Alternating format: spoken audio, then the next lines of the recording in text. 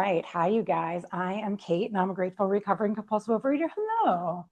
And like all of you, I weigh and measure 3 meals a day from the Gray Sheet. I commit them to my sponsor on time. I don't eat in between no matter what, and abstinence is the most important thing in my life. And I'm super excited to be here to celebrate 20 years of back-to-back Gray Sheet abstinence, which is amazing, so the first thing I want to say is that it's weird to say it on this side, right? Like hearing it, it's very inspirational, but kind of like la la. Do you know what I mean? Like when I got in the rooms and you told me you had 20 years, you told me that you were a fairy fucking princess. That's really the deal. You were like, I sprouted wings and then I danced around and now I tra-la. And I was like, that's very nice. I'm dying. I just need to not, right? Like I just need to batch cook. And like, I tell people all the time that I watched the same 3 DVD anime series on a loop for a year and a half. I would watch it. I would get to the last episode. I would take it out. I would put the first DVD back in and I would watch it again. And I did this while I cooked my Gray Sheet abstinent meals.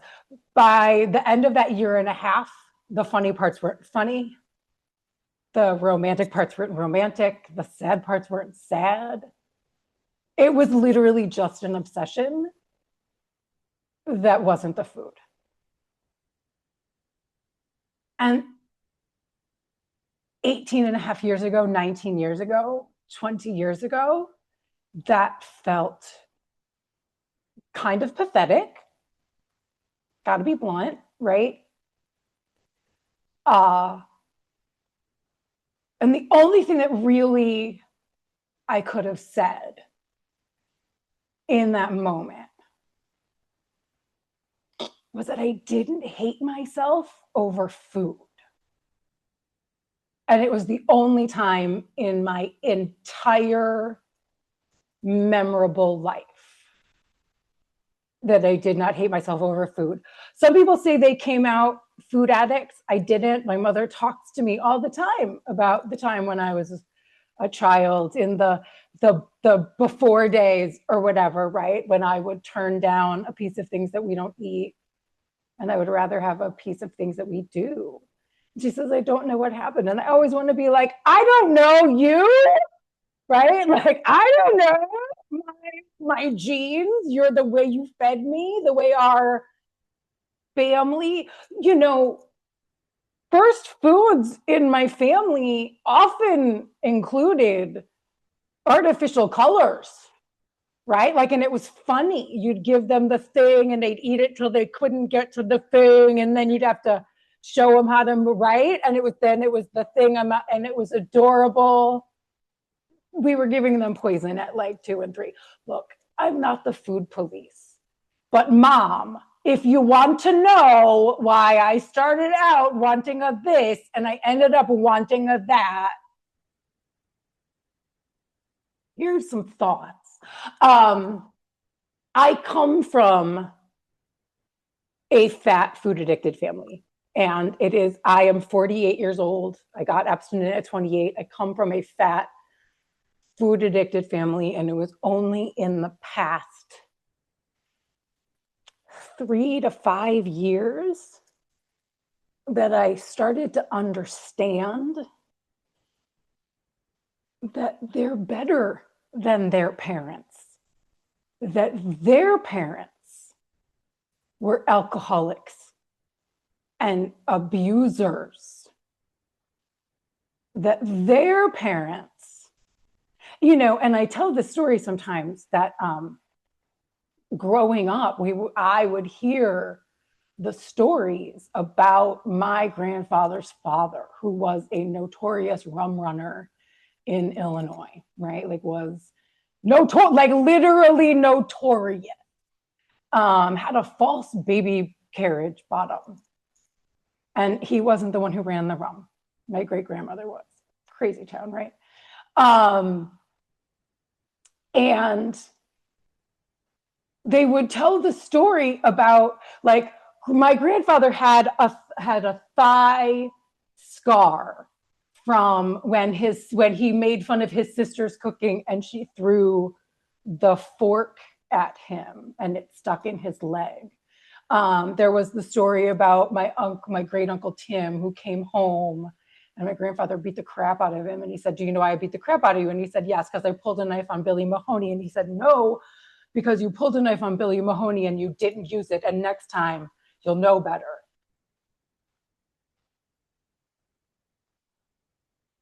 And I grew up with a very, very controlling woman who really wanted me to have a good life. Do you know what my biggest control issue with my mother is? And I'm like very emotional, right? Is that I've never had a job that we both liked. I've never had a job that my mom respected that I liked. And if she liked my job, I fucking hated it.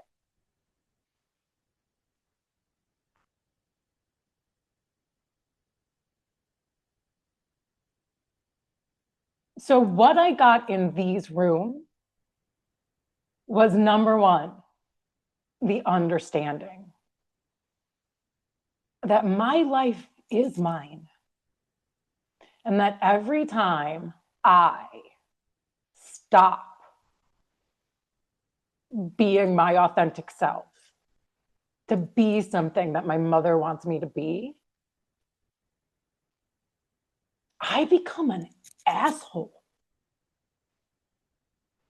I become resentful. I become cruel. I become a person that I don't like.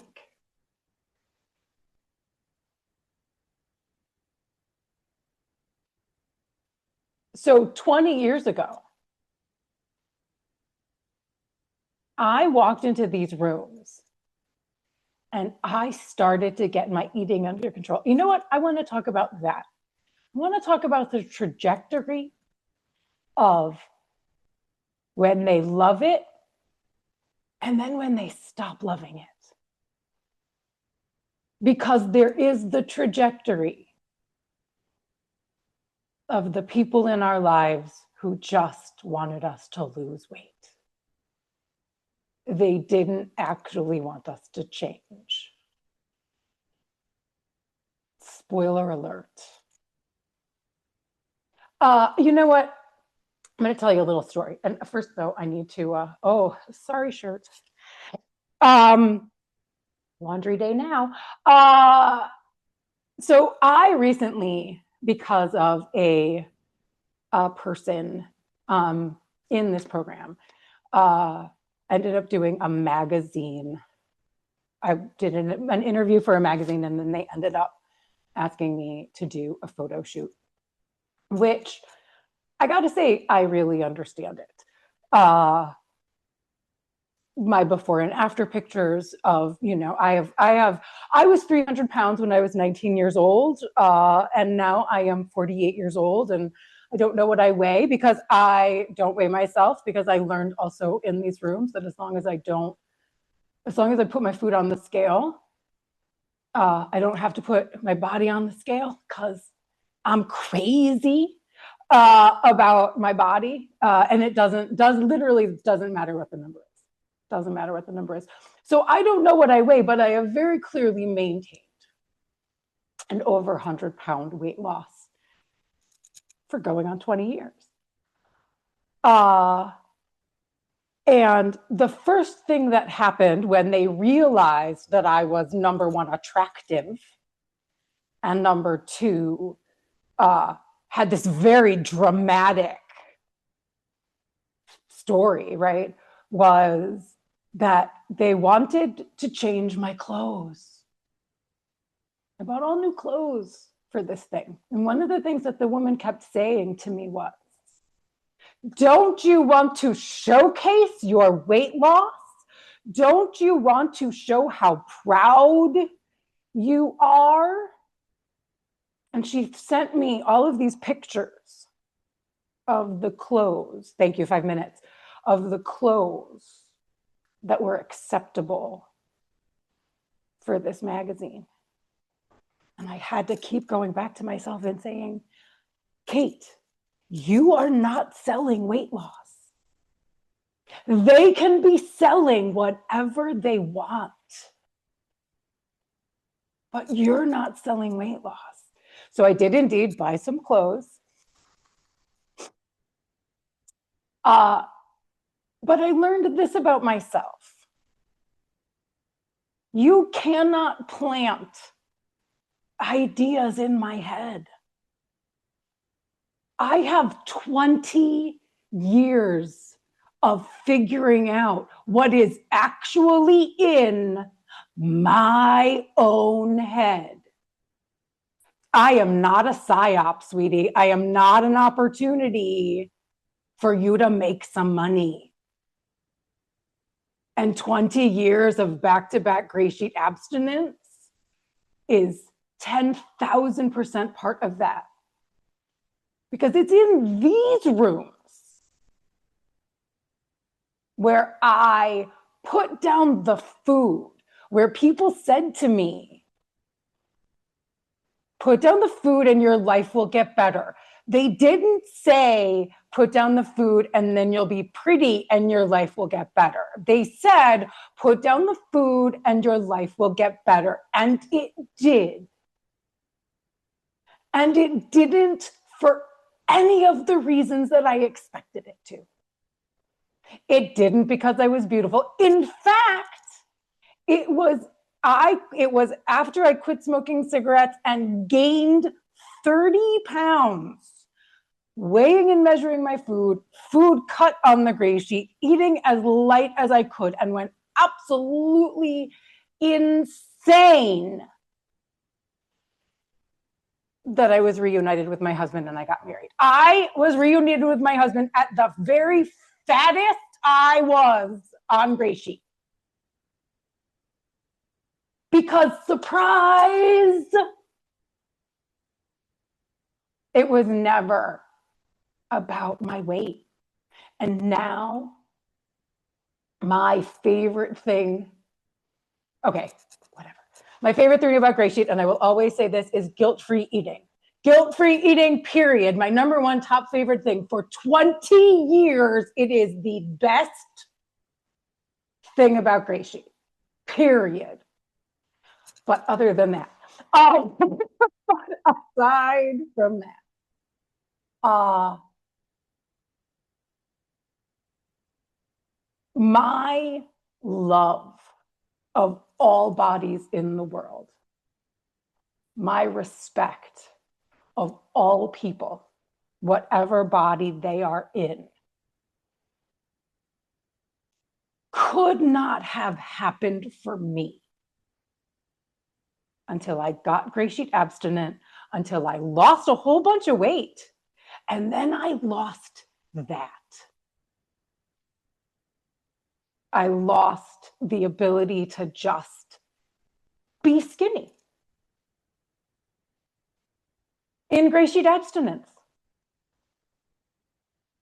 And it's the greatest thing that ever happened to me. It is a freedom beyond freedom. You know what? I wear my clothes too big, you guys. Would I fit into an 8 or a 10? Uh-huh. You know how I know? Because I had to wear them for this fucking thing I had to do, right? I had to wear for this photo shoot. Yes, I did indeed wear a pair of size 8 pants, but I walk around in a pair of size 14 pants because I like them, because I like the way they feel, because I like the way they fit, because thank you, 1 minute, because I am not obsessed with the size and the shape and the beauty and the what are you thinking of me. And the reason I don't have those things is because for 20 years, 3 times a day, I put my food on the scale, and then all the rest of that time, I got to figure out who I want to be in the world, what I want to bring into the world, what I want to make, when I want to do, what I want to say, and what I want to make amends for. So I love you guys. I am so grateful for you guys for 20 years of all of you. And I'm happy to see so many faces that I know and love. I love you all. I don't eat no matter what.